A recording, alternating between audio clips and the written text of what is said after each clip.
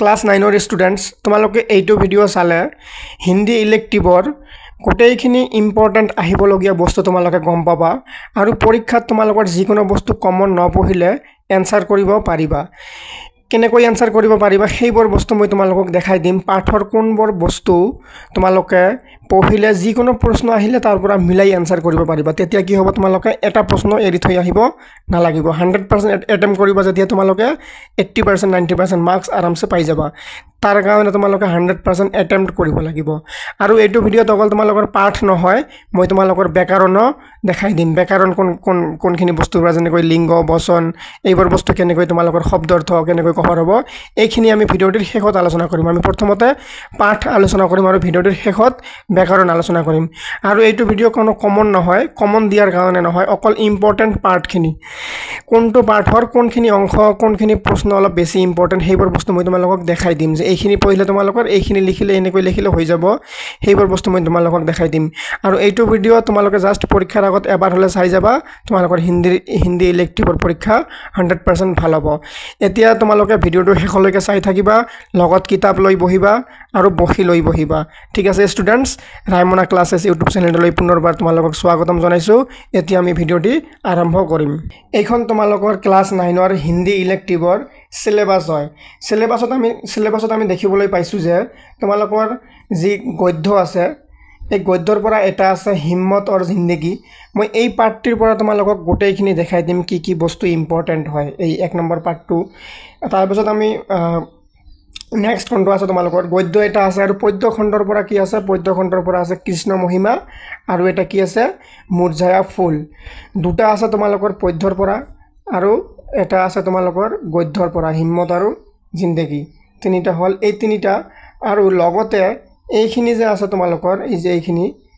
তোমালোকৰ কি আছে লিংগ বচন কাৰক সন্ধি এইবোৰ বস্তু কেনেকৈ কোনবোৰ বস্তু পঢ়িলে তোমালোকৰ ক্লিয়াৰ হ'ব এইখিনি কি হল এইখিনি হল তোমালোকৰ গ্ৰুপ এ আছে 50 মাৰ্কস গ্ৰুপ এ 50 মাৰ্কস আছে 50 মাৰ্কসৰ এটা আহিব গদ্য দুটা আহিব পদ্য আৰু কিছুমান ব্যাকৰণ এতিয়া আমি চাম কি গ্ৰুপ বি কি আছে গ্ৰুপ বিত আছে কি মণিকাঞ্চন সংযোগ নাই এইটো আছে দেখা দশক তাৰপিছত ইয়াত কি আছে এইটো আছে ব্যাকৰণ কি আছে অনুচ্ছেদ লেখন পত্ৰ মানে হৈছে কি এইবোৰ তোমালোকে গমে পোৱা মই তোমালোকক এতিয়া কি কৰিম ভিডিওটিত কেইটামান পাৰ্ট যেনেকৈ হিম্মতৰ জিন্দেগী কৃষ্ণ মহিমা সবতকৈ ইম্পৰ্টেন্ট কৃষ্ণ মহিমা এনে ধৰণৰ মই কেইটামান তোমালোকক পাৰ্ট আলোচনা কৰি দেখাই দিম যে কোনবোৰ বস্তু ইম্পৰ্টেন্ট হয় পাঠৰ পৰা সেইবোৰ মই তোমালোকক দেখাই দিম ঠিক আছে তোমালোকে ভালকে মনত ৰাখিবা আমি কি আলোচনা কৰিম ইয়াৰ পৰা এটা আলোচনা কৰিম দেখা দেখক এটো আমি আলোচনা কৰিম তাৰ পিছত ওপৰৰ পৰা কেইটা আছে আমি গোটেই কেইটা আলোচনা কৰিম তোমালোকৰ প্ৰথমতে আমি আলোচনা কৰিম হিম্মত আৰু জিন্দেগীৰ কোনখিনি বস্তু তোমালোকৰ ইম্পৰ্টেন্ট হয় তোমালোকে যদি আগতে পাঠটো ক্লাছত ভালকে পঢ়িছা তোমালোকে মানে কি হ'ব এই পাঠটিৰ এটা লাইন তোমালোকৰ মানে গল্পখিনি তোমালোকৰ মনত থাকিব লাগিব গল্পখিনি মনত থাকিলে কি হ'ব সাপোজ গল্পৰ এইখিনি যে আছে এইখিনি লাইন যে আছে এইখিনি লাইন তোমালোকে মনত থাকিব লাগে কাৰণ ইয়াৰ পৰা তোমালোকক ব্যাখ্যা আহিব পাৰে পৰীক্ষাত ব্যাখ্যা আহিলে তোমালোকে গম পাব লাগিব যে এইটো পাঠ হিম্মত আৰু জিন্দেগী এক নম্বৰ পাঠৰ পৰা দিয়া হৈছে তেতিয়া তোমালোকে ব্যাখ্যা লিখিব পাৰিবা এই ধৰণৰ বস্তুবোৰ তোমালোকে অলপ থুলমুলকে মনত ৰাখিব লাগিব এতিয়া তোমালোকৰ অভ্যাসমালাত কি প্ৰশ্ন তোমালোকে পঢ়িব লাগিব অভ্যাসমালাত তোমালোকে জেনাৰেলি এইবোৰ তোমালোকৰ সঠিক উত্তৰটো লিখিব লাগে যেনেকৈ চাৰিটা মানে এমসিকিউ টাইপত দিয়া আছে যে সহি বিকল্প কা চয়ন কৰক অৰ্থাৎ এমসিকিউ টাইপৰ চাৰিটা উত্তৰ দিয়া আছে কোনটো শুদ্ধ এইটো বাছি ল'ব লাগে এইকেইটা তোমালোকে পঢ়িব লাগিব চাৰিটা দিয়া আছে চাৰিটা পঢ়িব লাগিব তাৰ পিছত কি আছে তোমালোকৰ ছুটি উত্তৰ দিয়া সংক্ষিপ্ত উত্তৰ দ लगभग 25 শব্দ মই কি কৈছে 25টা শব্দৰ ভিতৰত কি কৰিব লাগে তোমালোকক উত্তৰ দিব লাগিব পাঁচটা কোশ্চেন দিয়া আছে এই পাঁচটা তোমালোকক কোশ্চেন পঢ়িব লাগিব কাৰণ তোমালোকৰ 100 মাৰ্কৰ এক্সাম হ'ব তাৰ ভিতৰত তোমালোকৰ বেছি পাৰ্ট নাই তোমালোকৰ সেকশন এ আছে তোমালোকৰ 3টা পাৰ্ট আৰু সেকশন বি আছে তোমালোকৰ 2টা পাৰ্ট টোটাল তোমালোকৰ 5টা পাৰ্ট এই 5টা পাৰ্টৰ ভিতৰৰ পৰা তোমালোকে মানে ডাইৰেক্ট হুবহু তোমালোকৰ এইখিনি বস্তুৰ পৰা ডাইৰেক্ট তোমালোকৰ প্ৰশ্ন কমনে পৰিব সেই কাৰণে তোমালোকে হিন্দি ইলেক্টিভত কমন নাবাচিবা অভ্যাসমালাত প্ৰত্যেকটো পাঠেৰে যিকোনো পাঠত থকা যিকোনো প্ৰশ্নৰ উত্তৰখিনি তোমালোকে ভালকৈ পঢ়ি যাবা কিয় মই তোমালোকক পঢ়ি যাব কৈ আছোঁ ডাইৰেক্ট কাৰণ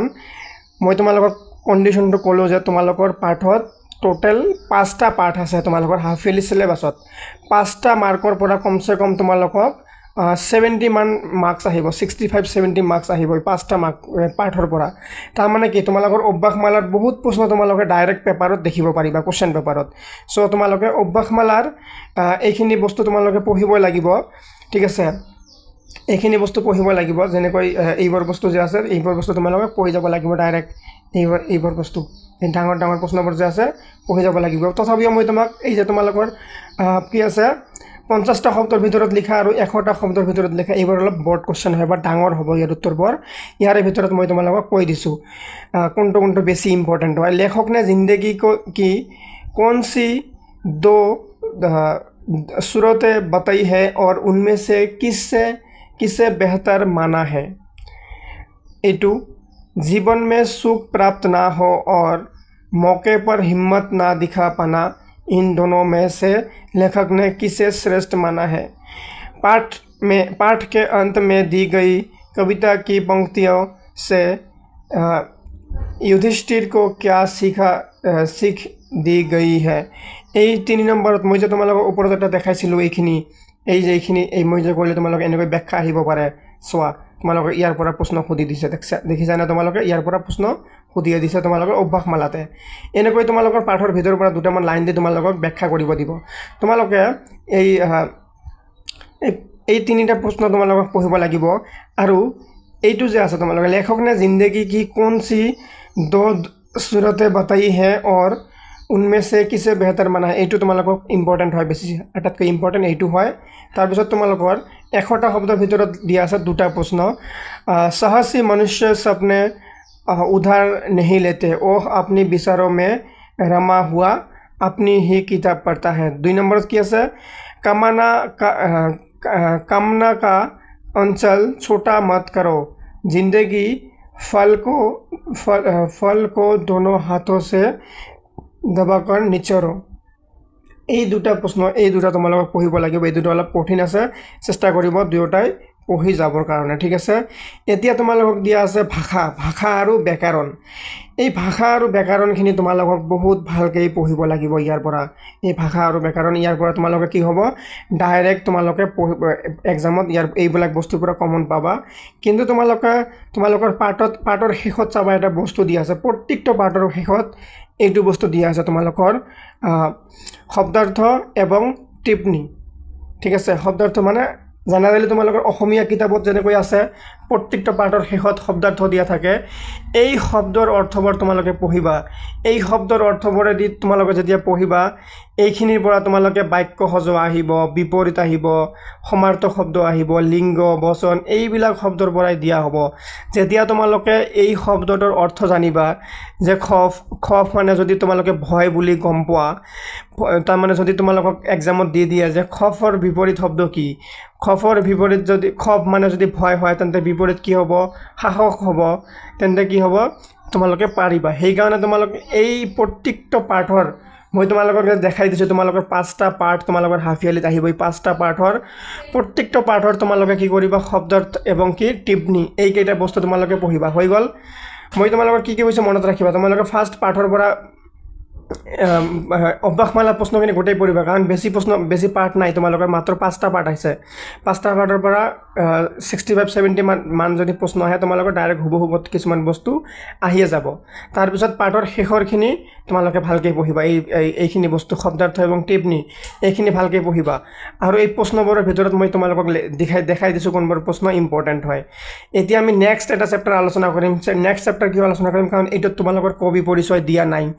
যদি কবি পৰিচয় দিয়া থাকে কবি পৰিচয়খিনি বহুত ভালকৈ পঢ়িবা কবি পৰিচয়ৰ পৰা তোমালোকৰ প্ৰশ্ন আহিব অতিৰিক্ত প্ৰশ্ন আহিব শৰ্ট কোৱেশ্চনছ আহিব কবিৰ বিষয়ে লিখিবলৈ আহিব 5 নম্বৰ দি দিব যদি কবি পৰিচয় পাঠত দিয়া থাকে সেইখিনি তোমালোকে ভালকৈ পঢ়িবা আমি আৰু দুটামান চেপ্টাৰ লৈ মই তোমালোকক বুজাই দিম কেনেকৈ পঢ়িবা এইটো কিন্তু কমন দিয়া নাই মই তোমালোকক জাস্ট দেখাই আছো তোমালোকে হিন্দী ইলেক্টিভ কেনেকৈ পঢ়িলে তোমালোকে যি কোনো আনসাৰ তোমালোকে যি কোনো প্ৰশ্নৰ উত্তৰ কৰি থৈ আহিব পাৰিবা তোমালোকে চাই থাকা এতিয়া তোমালোকৰ গ্ৰুপ এৰ এটা পাৰ্ট হৈ গ'ল, এইটো হ'ল গদ্য। এতিয়া তোমালোকক এটা আমি পদ্য দেখাই দিম, পদ্য কেনেকৈ তোমালোকে পঢ়িবা। এতিয়া তোমালোকে এইটো চোৱা, কৃষ্ণ মহিমা। আগতটো আমি পঢ়িলোঁ এটা গদ্য, এইটো হৈছে তোমালোকৰ পদ্য। পদ্যৰ পৰা কোনবোৰ বস্তু ইম্পৰ্টেণ্ট হয়? পদ্যৰ পৰা তোমালোকে পদ্যটো যেনেকৈ 4টা অংশত দিয়া আছে পদ্যটো, 1 নম্বৰ 2 নম্বৰ 3 নম্বৰ আৰু 4 নম্বৰ, 4টা অংশত দিয়া আছে। এই 4টা অংশ তোমালোকে কি কৰিবা, এটা এটা অংশ তোমালোকে শব্দাৰ্থ বুজি পঢ়িবা। মই তোমালোকক কৈছোঁ, তোমালোকে যদি ক্লাছ 10ত উঠি মেট্ৰিকত ভাল ৰিজাল্ট কৰিব আছে, ক্লাছ 9ত ভাল ৰিজাল্ট কৰিব আছে, ভালকৈ পঢ়িব আছে, তোমালোকে মোৰ কথাখিনি শুনি যোৱা। কাৰণ তোমালোকে মই এটা বস্তু বাৰে বাৰে দেখি আছোঁ, তোমালোকক এতিয়া ডাইৰেক্ট পাঠৰ ভিতৰুৱা প্ৰশ্ন বনাই দিয়া হৈছে, ডাইৰেক্ট প্ৰশ্ন নিদিয়ে। সেইবাবে তোমালোকক ভালকৈ পঢ়িব লাগিব। তোমালোকে যেতিয়া এই 4 লাইনৰ অৰ্থ বুজি পঢ়িবা, এই 4 লাইনৰ ভিতৰত তোমালোকক কিন্তু 100% ব্যাখ্যা দিব। 4টা অংশ দিয়া আছে নহয়, এই 4টা অংশৰ ভিতৰত 2টা এটাকৈ লাইনটোত উঠাই দিব আৰু কি কৰিব, তোমালোকক ব্যাখ্যা কৰিব দিব। তোমালোকে কেনেকৈ ব্যাখ্যা কৰিব পাৰিবা যেতিয়া ইয়াৰ মিনিং বুজিবা, কাৰণ এইটো হয় হিন্দীত। অসমীয়াত হ'লেও বাৰু মিনিং বুজিব লগা হয়, কিন্তু ইয়াত আছে হিন্দীত। তোমালোকে ইয়াৰ অৰ্থ বুজি নাপালে তোমালোকে কেতিয়াও ব্যাখ্যা কৰিব নোৱাৰিবা, ঠিক আছে? সেইকাৰণে তোমালোকে কি কৰিবা, এই 4টা অংশ তোমালোকে ভালকৈ মনোযোগ দি এবাৰ পঢ়িবা। আৰু তোমালোকে 2টা লাইন দেখাৰ লগে লগে তোমালোকে গম পাব লাগিব যে এইটো কৃষ্ণ মহিমাৰ পৰা তোমালোকক উঠাই দিয়া হৈছে, ঠিক আছে? আৰু এই 4টা অংশৰ ভিতৰত তোমালোকৰ ব্যাখ্যা আহিব পাৰে। এতিয়া তোমালোকে ফাৰ্ষ্ট কাম এইটো হৈ গ'ল, এই 4টা অংশ ভালকৈ পঢ়া আৰু মিনিং বুজি লোৱা। তাৰপিছত প্ৰশ্ন, ইয়াত বেছি প্ৰশ্ন নাই, ইয়াত প্ৰশ্ন যিমানখিনি আছে গোটেইখিনি তোমালোকে প্ৰশ্নখিনি পঢ়ি ল'ব লাগিব, ঠিক আছে? ইয়াৰ প্ৰশ্নখিনি গোটেইখিনি পঢ়ি ল'ব লাগিব। এই যে তোমালোকৰ এইকেইটা প্ৰশ্ন ইম্পৰ্টেণ্ট হয়, এই যে এইটো 4 নম্বৰ 5 নম্বৰ ওপৰৰখিনিতো শ্বৰ্ট কুৱেশ্যনছখিনি পঢ়িব লাগিব তোমালোকক। তাৰপিছত এই যে এইটো 6 নম্বৰ 100 শব্দমে, মানে এটা 100 শব্দৰ ভিতৰত এনচাৰ লিখিব লাগিব। তাৰপিছত তোমালোকৰ এইবোৰ খালী ঠাই, আৰু এই সবাতোকৈ ইম্পৰ্টেণ্ট এইখিনি। মই যে তোমালোকক কৈছিলোঁ যে তোমালোকৰ ব্যাকৰণৰ বস্তুখিনিও কভাৰ হ'ব, সেইখিনি ইয়াত চোৱা। তোমালোকে নিম্নলিখিত শব্দকে ষষ্ঠম ৰূপ লিখো, এইবোৰ তোমালোকক লিখিব লাগিব। এইবোৰ তোমালোকৰ শব্দৰ পিছত পাঠৰ পিছত যিখিনি ভাষা এবং ব্যাকৰণ জ্ঞান দিয়া আছে, ইয়াৰ পৰাই তোমালোকক এক্সামতো দিয়া হ'ব। তোমালোকে এইখিনি বস্তু এটা এটা এৰি যাব নালাগে, এটা এটা বস্তু ভালকৈ শব্দ অৰ্থবোৰ পঢ়ি যাবা। আৰু তোমালোকৰ পাঠৰ শেষত এই তোমালোকক মই যে কৈছোঁ, তোমালোকৰ প্ৰত্যেকটো পাঠৰ শেষত তোমালোকক কি দিয়া আছে,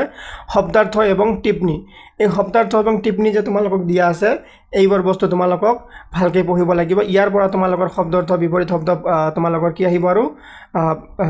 বাক্য সজোৱা, এইবোৰ বস্তু তোমালোকৰ ইয়াৰ পৰা কভাৰ হৈ যাব, ঠিক আছে? এতিয়া আমি তোমালোকৰ নেক্সট এটা পাৰ্ট আলোচনা কৰিম। ইয়াত তোমালোকৰ কবি পৰিচয় দিয়া নাই। কবি পৰিচয় থাকিলে তোমালোকৰ কবি পৰিচয়খিনি তোমালোকে ভালকৈ পঢ়ি ল'ব লাগিব। আৰু তোমালোকে মই তোমালোকক বাৰে বাৰে কৈছোঁ, তোমালোকে হিন্দীৰ 5টা পাৰ্ট আছে, 5টা পাৰ্টৰ প্ৰশ্ন এৰি থৈ নাযাবা। যিমানখিনি হয় তোমালোকে পঢ়ি যাব চেষ্টা কৰিবা। মই কিন্তু তোমালোকক ইচ্ছা কৰিলে তোমালোকক কেইটামান কমন হিচাপত দি দিব পাৰোঁ, কাৰণ মই গম পাওঁ কোনবোৰ বস্তু ইম্পৰ্টেণ্ট। কিন্তু তোমালোকৰ বহুত কম পাৰ্ট, কিন্তু নাম্বাৰ বহুত বেছি। এনেকৈ তোমালোকে কি কৰিব, মই যেনেকৈ তোমালোকক দেখাই দিছোঁ, সেনেকৈ তোমালোকে পাঠৰ গোটেইকেইটা প্ৰশ্ন উত্তৰ পঢ়িবা, আৰু পাঠৰ শেষৰ শব্দাৰ্থ এবং টিপ্পনী এইখিনি পঢ়িবা, আৰু তোমালোকৰ যি ভাষা আৰু ব্যাকৰণ দিয়া আছে এইখিনি গোটেইখিনি এনেকৈ পঢ়িলে হৈ যাব। মই কিন্তু অকল তোমাক কমন দিব অহা নাই, মই তোমালোকক ক'ব আহিছোঁ তোমালোকে কেনেকৈ পঢ়িবা, ঠিক আছে? এইখিনিতে ভিডিঅ'টো সামৰিছোঁ, কাৰণ তোমালোকৰ বেছি সময় নাই। তোমালোকে ভিডিঅ'টো এবাৰ চাই ভালকৈ তোমালোকে কেনেকৈ পঢ়িব লাগে সেইটো তোমালোকে বুজি লৈছা না? এতিয়া তোমালোকে সেই হিচাপত এবাৰ ৰিভিজন কৰি এক্সামত যাবা। Best of luck.